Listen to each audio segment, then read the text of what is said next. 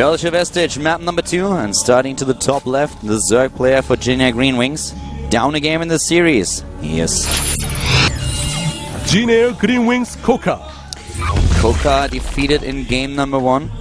Both players with a lot of decisions on the fly after the initial scouts. Had to change their build several times, and the Terran player, he was able to clinch out a victory. And the first map, starting to the bottom right now in blue, we have KT Losto Flash.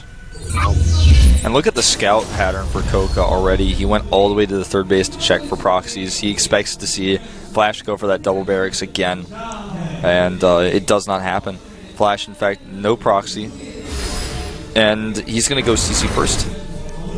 Something that he's very well known for in StarCraft 1 as well as in StarCraft 2. Just basically CC first almost every time.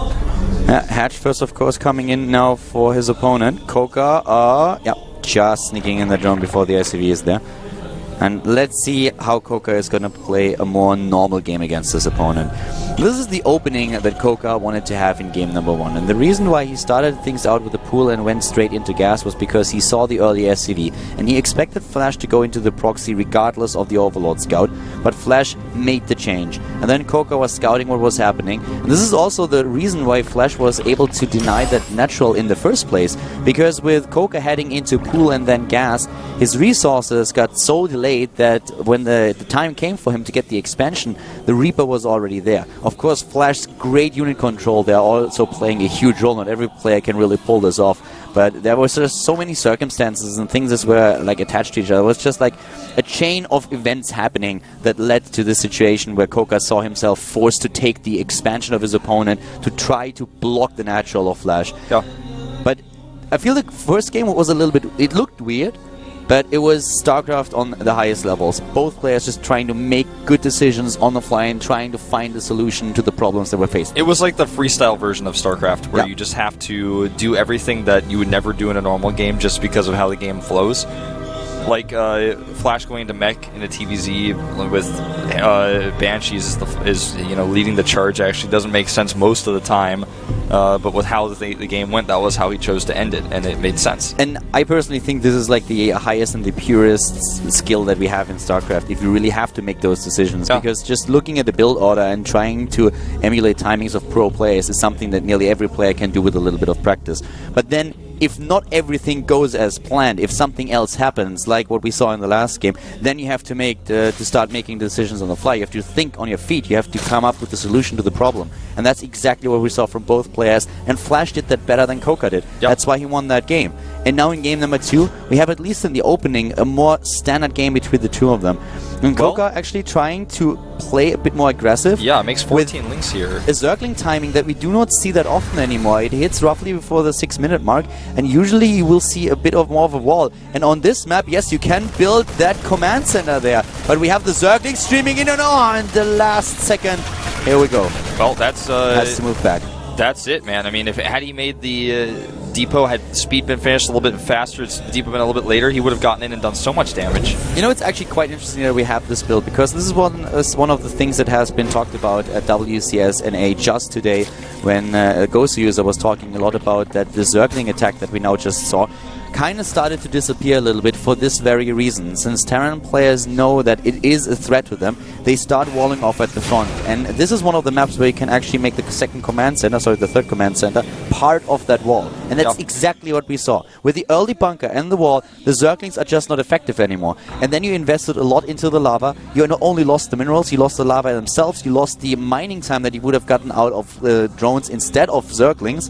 And this leaves CoCa in a really bad spot now against Flash. Yeah, he has he's a bunch of wasted larva, it feels like, for him. And Flash now comfortably can get the double eBay with the third CC because he saw the commitment to Zerglings. And with that, he knows that a follow-up with Roaches and or Banelings is going to be a lot later because of all the drones that he's missing because he saw the Zerglings. So for him, he can now say, okay, cool, I held this, you have a worse economy, you have to actually drone up. I've got Hellions on the map just to verify this, and I'm going to go double eBay, plus the third CC, which I'm going to get away with and make into an orbital as he is doing right now. It looks like as soon as... Okay, so he's just going to make a second barracks here, and use that factory to make another add-on. He could have made the It's one of those things that I'm always not sure about. You could have actually made the starport on the add-on and then made another add-on for the barracks, but I guess... I mean, it's just one of those things where it's kind of like your choice of how you move the add-ons around, but...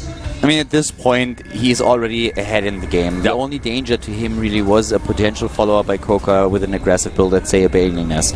And he kind of had the information that he needed, and he knew that his opponent would not just bust through there. He even scanned the main base and then a little bit later. But now he just gets his third base, so Flash knows very well about the position he's in. He's on 3 orbitals already, he has those mules that he needs, he has a decent amount of harvesters, and he knows that the Zerg now has 3 bases, but the upgrades are faster for Flash. He goes into the double upgrades here. And by no means is CoCa out of this game, but the opening for Flash is where you just sit in the booth and where you think to yourself, all right, this is going my way. That's exactly how I wanted things to go. This is like one of the best openings that I could get. But from now on, I still have to pay attention that my opponent isn't just completely going to blindside me at some point. Yeah, he's adding a ton of barracks actually. By the way, he's going up to 5, and if he goes double reactor here, he might actually go for a timing. He's got Hellions to defend his third. And this is what we saw. And there's a double reactor on the main, as you can see on the production tab. So he's going to start being very aggressive around the time that those reactors finish and this 1-1 is done. And his combat shields are done. He'll also have medevacs at that point that he can use to kind of float around and clear up creep. This is kind of what we saw yesterday happens when you let a Terran player get 3 bases and you don't pressure him at all. And he just sits there with it. And this kind of situation occurs mostly because he wasted all that larva earlier. He would like to be putting some pressure on now, but he had to spend so much time droning that his build was kind of affected. And his creep spread is actually really good, as you can see. I mean, CoCa's mechanics were always really good, but he is really in the spot where he needs to win. He needs something. He needs either to get into the main base with the Mutalisk, maybe even take down a couple of medivacs sent his way. Something has to happen for him. If not for that, then he's going to trail behind the Terran player for the entire duration of the game and is going to lose it there. And there go those lings, all the lings he made earlier, not getting any use out of them. We have a nice wall at the third base now as well, and Flash a little bit off with the timing for the armory here, but the +2/+2 is going to come in time. A 4th base now added for CoCa. He needs that too. There should be a scan to take down the 2 most active points on the map, and there's nothing that CoCa can do about it at this point. Here come those Banelings. Flash not losing a single unit yet this game. Ling run by though, going to change that. And forcing a cancel on a lot of these Banelings. CoCa playing a little bit greedy here, and he actually has to run away. Look at the army supply, 80 against 41. With good splits here, Flash is going to take it right now. This is decent splits for him, really good splits, taking down most of the units already. CoCa is losing so much here, even Widow Mines are now coming in. More and more of the Zergis are already going down. A couple of Mutalisks are trying to come into the picture, but this is already too late for the flank from the left side. Too much army, the flank is good. Flash is dominating him here. He really is, and the Widow Mines go down, the Queen's getting blown to smithereens, and drones biting Marines under medevacs, not going to work. The Muta here will fall, and so will CoCa. Flash actually going to take a spectacular fast 2-0 here. The reinforcements are already moving in, but the forces that we have on the picture are already enough. There we go, the Marines against the Zerglings. There's just nothing else. No Banelings, no Mutalisks, nothing he can do about it. He is going to die a painful death here. That third base is so exposed. Most of the harvesters are already gone. 65 harvesters against 46 and the additional mules. The 2-2 that CoCa just started will never come into play, but it's the only thing that he can do to get his resources out of it. It's just crazy. Splash's supply in army is bigger than CoCa's overall supply a lot of the time here. Widow Mines burrowing right in his face, forcing the cancel on those Banelings. CoCa's got to be frustrated. He's not leaving the game. He doesn't want to, but this is Flash barreling down on his natural, saying, please leave the game. GG. Flash defends against the early link timing of CoCa and takes a massive lead in the game. Doesn't make any mistakes and goes to an easy 2-0 victory against CoCa, who was very unlucky in game number 1, but to be quite honest, Flash just making the better choices here. Yeah, you know, I feel a little bit of Jin error rolling off on him there. Was how aggressive he was unnecessarily. I would have liked to see a more straight up game from him. It was not the series that I was actually anticipating that we saw there. Flash actually just getting the better end of some really smart decisions he made. And, I mean, even had that deep open a few seconds later, the Lynx get in, things would have been very different, but CoCa's still looking like he's in shape. He will not be going to the Premier League right away, but he definitely has some time to work out some of his kinks here before we have some additional qualifiers. Yeah. I expected a little bit more from the series, to be quite frank. I was hoping for at least 3 games and a long drawn-out matches between the two of them. It was very entertaining, and it just showed how strong Flash really can be in this matchup, especially when he's in top shape. So CoCa here, without a chance, goes down, not taking a map against his opponent in the 3rd round. Flash is back in the Premier League in the first season of 2014 for WCS.